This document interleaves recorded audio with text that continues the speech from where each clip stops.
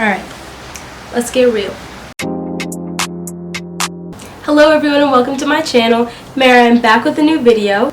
A lot of you might already know, but I'm studying abroad right now. Can you guess where? So I'm in Madrid right now, in Spain. I've been here for the past like 3-ish, almost 4 weeks. So my study abroad program is 1 month in Spain and 1 month in London.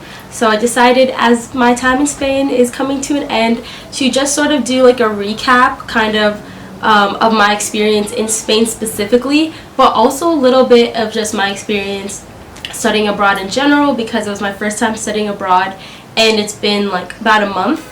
So I'm going to be talking about things like what it's like studying abroad with none of your friends with you, what it's like being in Spain as an American English speaker, but also knowing a little bit of Spanish. I'm also going to be talking about my experience in a homestay, since right now I'm staying with a Spanish family and not in a dorm. All that and more, let's get into it.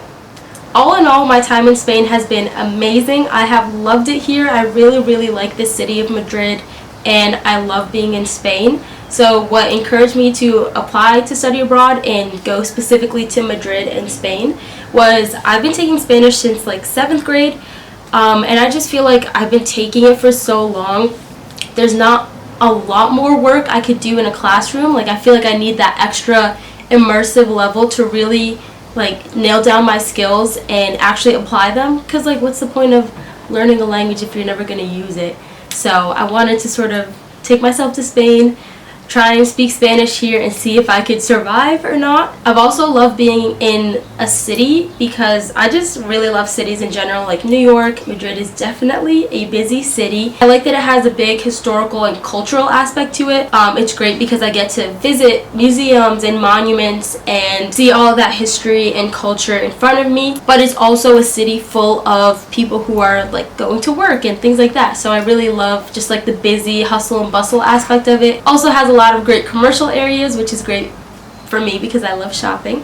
So my homestay is actually a bit farther than the central part of the city. It takes me like 30-ish minutes to get into the central part of the city. I think the metro in Madrid is extremely easy to use, like, because it was very clean and very direct. Also, just culturally, I guess the people here in Spain are generally friendlier. I had to do something for one of my classes where we went out into the streets and actually interviewed people, and so many people were super nice and super willing. I feel like if I did it in America, like, I would get like 3 interviews max. So it was really cool and people are super helpful. It is very like touristy, I guess.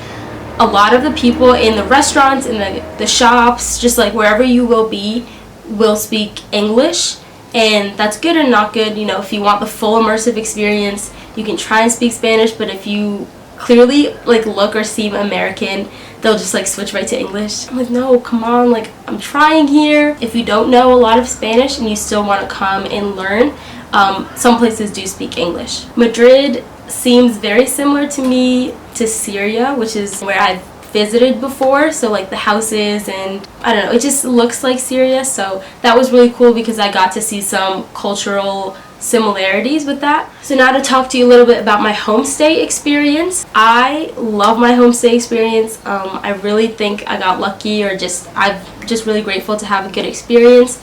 So I'm staying with a woman and her husband.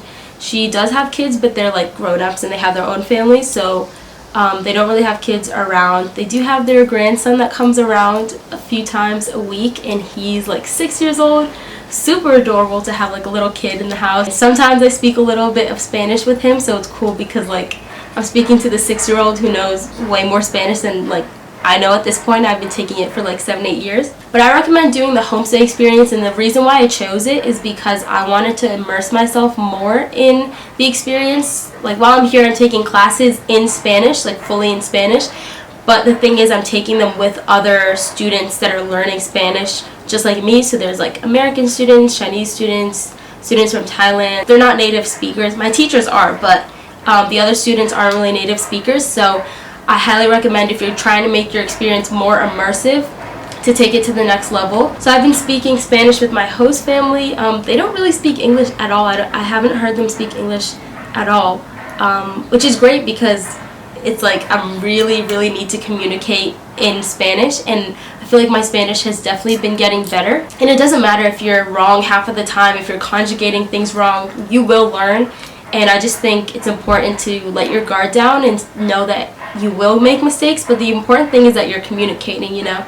Like, even if I say a verb and I conjugate it wrong, like, my host mom knows the meaning of the verb, so she's gonna know kind of what I'm saying, and she'll be able to correct me. It's super clean here as well, super comfortable. We don't really have a lot of rules. We can come and go whenever we want, so that's convenient. We have our own keys, so that's also helpful. Talk about everything with your family.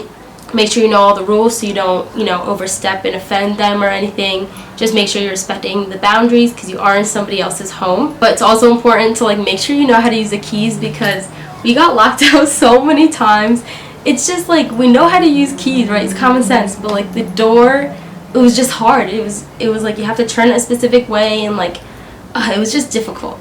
Yeah, that was an experience, but like it was kind of funny, honestly, looking back at it. Another good perk about being in a homestay, depending on your like meal plan, is you can get home cooked meals. So the one that I have is partial, so I get breakfast, and I chose lunch because usually after class I come back and have like a siesta type of thing. Every single thing my host family makes is absolutely delicious, absolutely amazing. And like, if you know me, I'm a very picky eater, like very picky. Here I've just been challenging myself to just, you know, be more open with all the food that I eat. You know, somebody else is making my food for me, so I don't want to be too picky. I don't want to be rude or anything.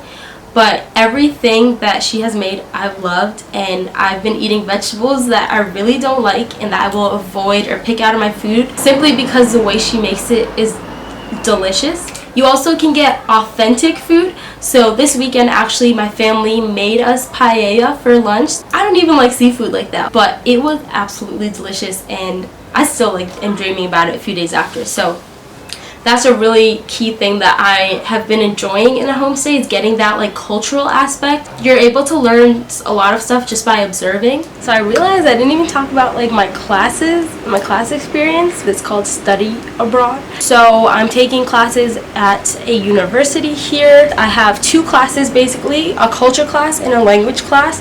So the culture class, we do like geography, history, art, language, things like that. In the language class, I'm learning like grammar and vocabulary. They have levels A through like C. A is beginner, C is like, you speak a lot of Spanish and you know a lot. B is intermediate. So I actually fell in the B2 level, which is intermediate, which I'm pretty happy about. I think it's a good fit for me. I've been learning a lot. While we are going over some verb tenses that like I've learned before, we're basically doing a lot of subjunctive. I do know the basic uses, but I'm going into more like colloquial uses. I feel like I know how to do it and I know how to conjugate it, but I don't use it when I'm speaking. Like, it doesn't automatically switch. I'm also learning a lot of vocabulary, so I do think it's a pretty good level where I know a lot of Spanish, but I'm also learning more. I love my teachers. They're all super like animated, they're super funny, they're super helpful and super genuine. Here they're very like laid back. They're like, oh no te preocupes, like they always say like tranquila, which means like chill, like you'll be fine, take it easy, like don't worry about it. And I'm over here like, we got finals, like I gotta study, you know? I have class from 8:30 to 12:50 every day, so I wake up around like 7, leave for the metro at 7:45, get to classes like 8:20 in the morning, which is pretty good. And then we do have a 15-minute break in between our second and third class. So basically I have culture for the first, and then I have my first grammar class and then my second one.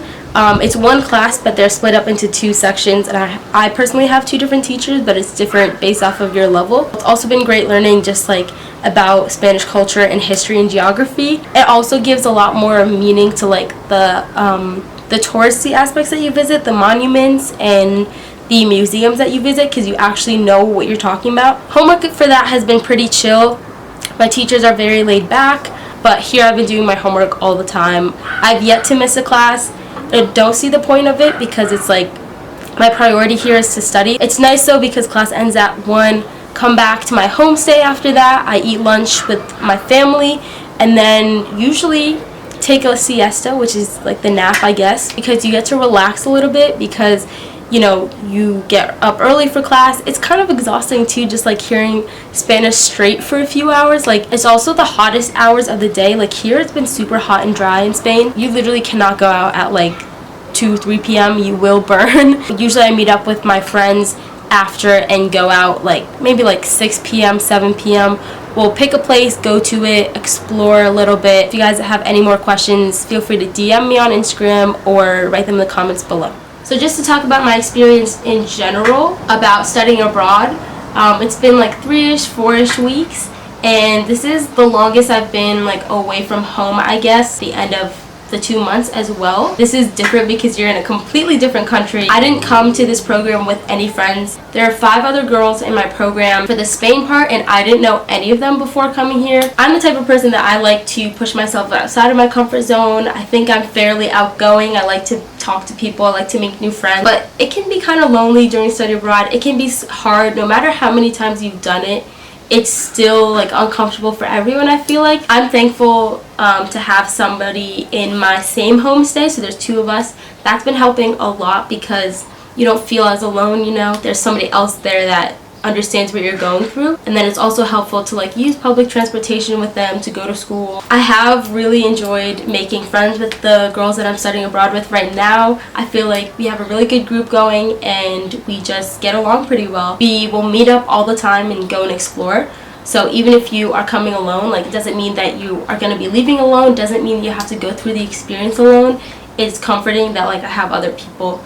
And then also you get to make new friends. I really enjoy making new friends, so that's great. And you're all having this one like shared experience that is so unique, and you're not having that experience with anyone else, so it brings you sort of like closer. I've not really been one to be homesick, I guess. I really like going out there and trying new things, but it does happen. Like, my first week was pretty rough. I would get homesick sometimes, and it's not even that like I want to be home. I chose this experience, right, and I'm really excited for it, and I'm super happy to be here, but it's just some things that like you miss, you know. It's been important for me to keep in contact with my friends from home and my family, like messaging people, calling people when I can, even with the time difference. So there's like a 6-hour time difference, figuring it out. But I do believe that at the end of the program I will grow for sure. It'll expand my comfort zone even more, and I'll be more like independent. I think that's it for now. It's only been like 3 to 4 weeks, but that's my general experience, little recap. Overall, it's been amazing and I love it. I'm so happy to be here. It is a little bit tough on like the emotional side. It gets lonely a little bit sometimes, but like, this is a short-term experience and it's an investment in myself, and I'm gonna be growing from it. So that's what keeps me going. Please let me know if you have any questions about study abroad. I'm so down to do Q&A, maybe after I've learned a little bit more and experienced a little bit more. Let me know if you have any video ideas. I'm completely open to them. Leave them in the comments down below. Make sure to subscribe for more videos and watch my other study abroad videos on my channel. And yeah, I'll see y'all in another video. Thanks for listening. Bye.